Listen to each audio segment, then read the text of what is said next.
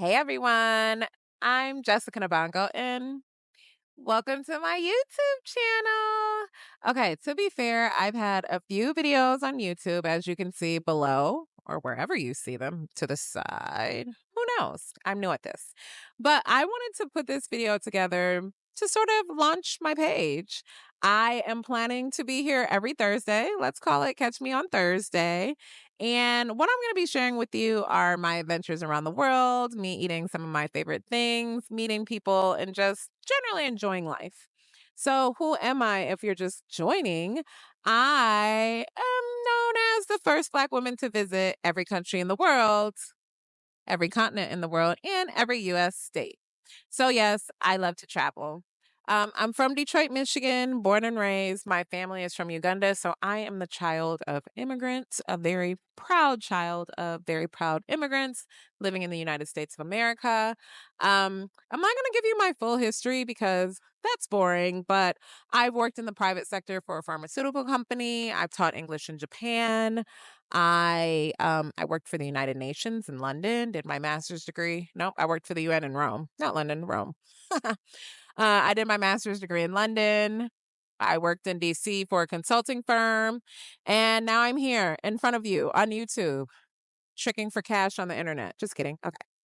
So, I thought the best way to start this out was to ask people on Instagram what they want to know. So, here I go answering your Instagram questions. I'm kind of a big deal on Instagram, so go follow me there or welcome if you came to follow me here from Instagram.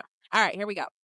I am going to answer 15 questions that I got on Instagram. Why 15? Because 15 is my favorite number. Okay, first question. What inspires you to keep going now that you've already visited every country in the world? So I started traveling when I was 4 internationally with my family. My parents love to travel, thus I love to travel. And even though I've been to every country in the world, there's always something new to explore. So I've been to 61 countries more than once.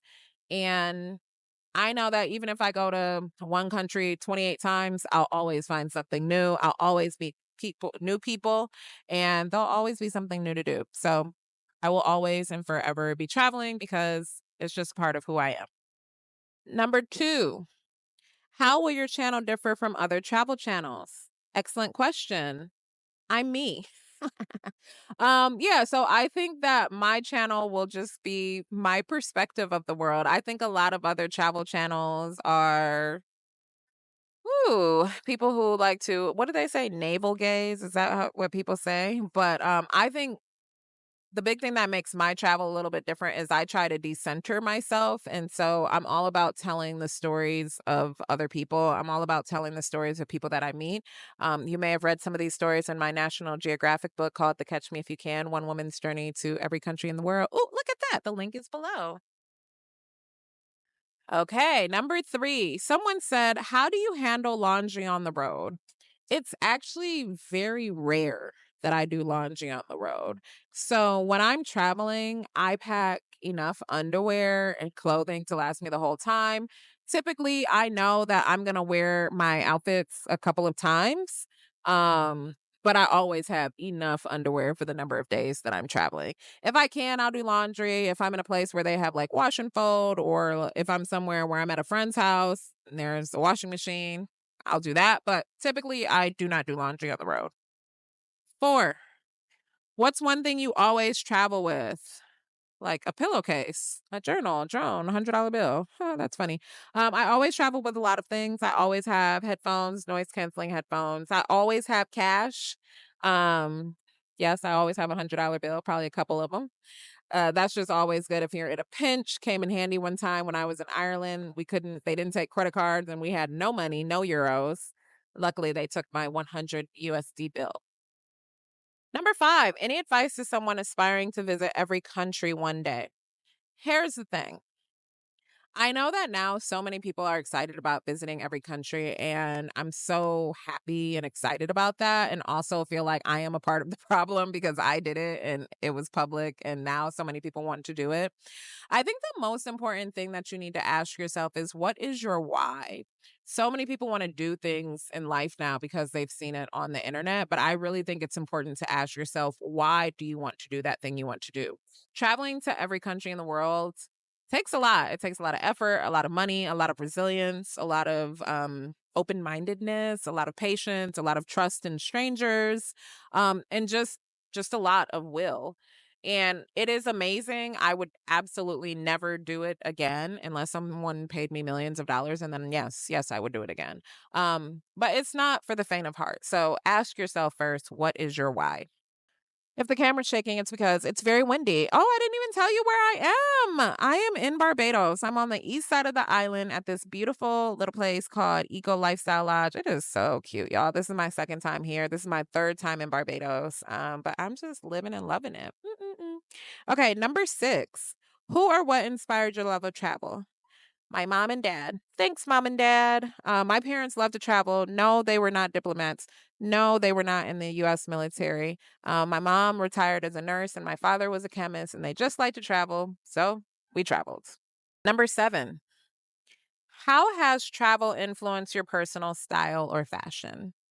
I would like to go on record by saying I've always been a fashion girly. Thanks, mom. If I find, okay, I feel like this is the part in YouTube where I find pictures of me as a child and I insert them. So look at the pictures of me as a child looking cute. I've Um, always presented as bougie. oh my God. Commentary from friend in the back. My friend says that I always presented as bougie. I've just always presented as cute, if you ask me. So, yeah, like I've always been into fashion. When I graduated from high school, I won class trendy. And yeah, I've always loved fashion. I definitely think that travel has had an effect on my style in that I pick up a lot of things when I travel. I get a lot of clothes made when I travel. So yeah, that's how it's affected my fashion. Number 8. What's a skill you have that most of us wouldn't know about? Ooh, okay. And maybe some people would know, but I don't know. So I have the power to disarm anyone and make a friend with anyone. This is literally what got me through traveling to every country in the world because I do not know a stranger. If anyone goes anywhere in the world with me, they might be annoyed because I'm making friends with everybody. I'm friends with the housekeeper, I'm friends with the waiter, the concierge, the driver, the lady in the market. Like, I'm very good at just connecting with humans all over the world. It doesn't even matter if we don't have language. Like, I can share a joke with someone who does not speak the same language as me. So, I think my ability to connect with humans and disarm them is probably my best skill. Number 9, do you have a favorite country in the world? That's it. No. Next. Number 10, this is kind of hilarious. How can normal folks get their hands on Tongoro pieces? So, Tongoro is one of my absolute favorite brands. It is a Senegalese brand, completely made in Senegal. I'm obsessed with it. The founder, owner, designer, Sarah Diop, is a friend of mine. And so I have had some custom pieces made where maybe some people couldn't, but if you go to Tongoro.com, there's tons of things that you can buy, and you should because all of her clothing is amazing. 11. I really love this question. What is motivating you this season? I think for me, I have a feeling deep down in the depth of my soul that 2025 is going to be the best year of my life. And that is kinda what's motivating me. It's motivating me to be bold, it's motivating me to, like, believe in magic, to focus on positivity. I'm also trying to get into the best shape of my life, which week 4 of my workout plan, and it's going well, y'all. I've meditated 40 days in a row, so, yeah, I'm just motivated to be a better me and have the best year possible. 12. As someone who travels so much, what grounds you? I think what grounds me is my friends. I have so many people that I've had in my life since I was a child. I've lived in many different places. I've lived in New York, DC, LA, Detroit. I've lived in Japan, London, where else did I live? Rome and Benin. And so I have friends from all over the world and I have friends all over the world and it's those friends that keep me grounded like just being able to show up somewhere like say Barbados where a friend of mine who I've known for 14 years is living with her family to just be able to show up and fall right back into our friendship and just feel like I'm at home, it's great. So it's my friendships make me feel like I have home all over the world. 13. How do you handle relationships while traveling full time? I'm going to go ahead and guess that this is a romantic relationship question. You know what? It is hard. It's hard because men date a girl who travels. Do you understand the value of having a girl who travels in your life? No, it's hard because like a lot of guys that I meet think that I have men in every country in the world, which I don't. But if you are a man in a country in the world who's interested, please send me a message. But yeah, it's hard. I think because a lot of guys just can't wrap their mind around dating someone like me who appears to be a flight risk, but I promise you, if you make me fall in love with you, you will be my anchor and you will slow me down. And I am completely open and ready for that. 13, no, 14? 14. How did you choose this life, or did this life choose you? This life chose me. Because when I tell you, I thought I would have been a lawyer, but then I was like, I'm not going to law school. I thought I would have been like a CMO at a Fortune 100 company by now, but then what? I'm not working a 9 to 5. I've just come to realize over the years that my freedom is the most important thing to me in my life. And as a result, here I am living this life. But I definitely feel like this life chose me because the resilience that is required, just having the wherewithal to deal with so many different things coming at you all the time, flying, on average, like over 90 times a year for the last 10 years. It's a lot. And that's how I know I was uniquely selected by some person somewhere, universe, God, Jehovah. I don't know who, she, he, or it is, but it chose this life for me. Number 15, last question. Why the move to YouTube?